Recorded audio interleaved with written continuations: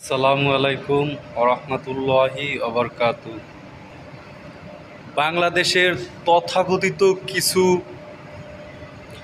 কিছু নাস্তিক এবং ভারতের কিছু জাউরা উগ্রবাদী লোক ব্যতীত সবাই ভালোভাবে অবগত আছে যে বাংলাদেশ জামাত ইসলামী এমন সুন্দর একটি দল, যেই দল যদি ক্ষমতায় আসে, বাংলাদেশ জামাত ইসলামী ক্ষমতায় আসলে সুন্দর একটি বাংলাদেশ, সুন্দর একটি সুদমুক্ত, ঘুষমুক্ত, দুর্নীতিমুক্ত একটা সমাজ উপহার দিতে পারবে একমাত্র বাংলাদেশ জামাত ইসলামী।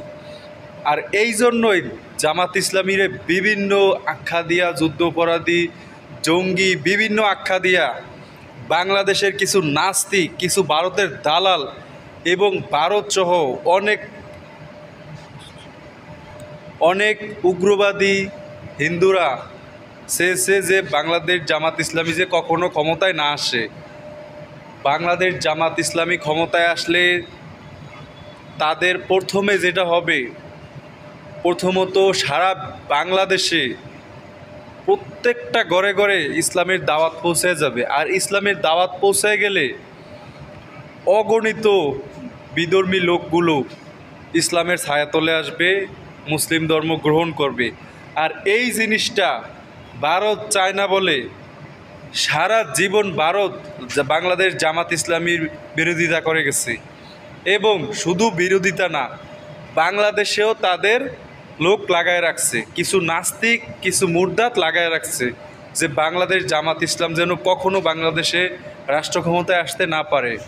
কিন্তু বাংলাদেশ জামাত ইসলামী যদি ক্ষমতায় আসে, আপনি সব থেকে নিরাপদে থাকবেন। আপনি যেই ধর্মের লোকই হন না কেন, সব থেকে নিরাপদ হবে অন্য ধর্মের লোকেরা, কারণ তাদেরকে সবার আগে নিরাপত্তা দিব। বাংলাদেশের সংখ্যালঘু বলতে কিছু থাকবে না। মুসলমানরা অন্য ধর্মের লোকে করে নিরাপত্তা দিবে যদি বাংলাদেশ জামাত ইসলামী ক্ষমতায় আসে। আমি চ্যালেঞ্জ করে বলছি, এই ভারত এবং শেখ হাসিনার বাংলাদেশে কিছু নাস্তিক যারা আছে, তারা সারা জীবন বিশ্বের কাছে বাংলাদেশ জামাত ইসলামীর জঙ্গি এবং বিভিন্ন বিভিন্ন যুদ্ধাপরাধী, জঙ্গি আরও বিভিন্ন সন্ত্রাসী গোষ্ঠী হিসেবে আখ্যা দিছে। কিন্তু বাংলাদেশ জামাত ইসলামী এমন একটা দল, যেই দল ক্ষমতায় আসলে একটা সুন্দর দুর্নীতিমুক্ত একটা সুন্দর সমাজ উপহার দিতে পারবে আপনারে, এটা আমি গ্যারান্টি দিয়ে বলতেছি। তাই বাংলাদেশের 22 কোটি মানুষের কাছে আমি অনুরোধ করব, সবাই বাংলাদেশ জামাত ইসলামীকে সাপোর্ট করেন। জামাত ইসলামী জানি না এবার তারা একা একা দল গঠন করে কি না, মানে দাঁড়িপাল্লার প্রতীক অবগত, ইতিমধ্যে আপনারা সবাই অবগত আছেন যে জামাত ইসলামীকে নিষিদ্ধ করা হয়েছিল তাদের রাজনৈতিক দৃষ্টিভঙ্গি দিয়া। অথচ এটা সম্পূর্ণ একটা অন্যায় এবং অবিচার, যেটা এখন পুনরায় তাদের প্রতীক, জামাত ইসলামের প্রতীক ফিরে পেয়েছে এবং জামাত ইসলাম একটি বৈধ রাজনৈতিক দল।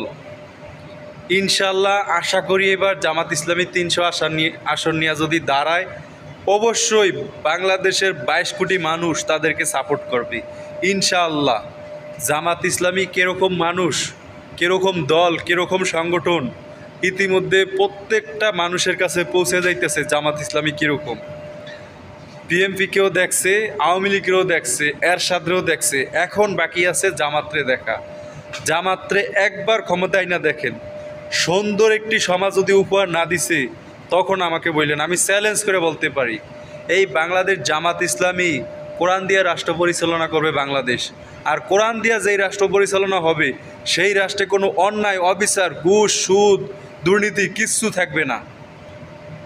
তাই সবাইরে বলতেছি, যে যেখানে আছেন সবার কাছে একটাই অনুরোধ, বাংলাদেশ জামাত ইসলামীকে সাপোর্ট করে ইনশাআল্লাহ আগামী নির্বাচনে যেন বাংলাদেশ জামাত ইসলামী আসতে পারে ক্ষমতায়, সবাই সেই জন্য আপ্রাণ চেষ্টা করবেন।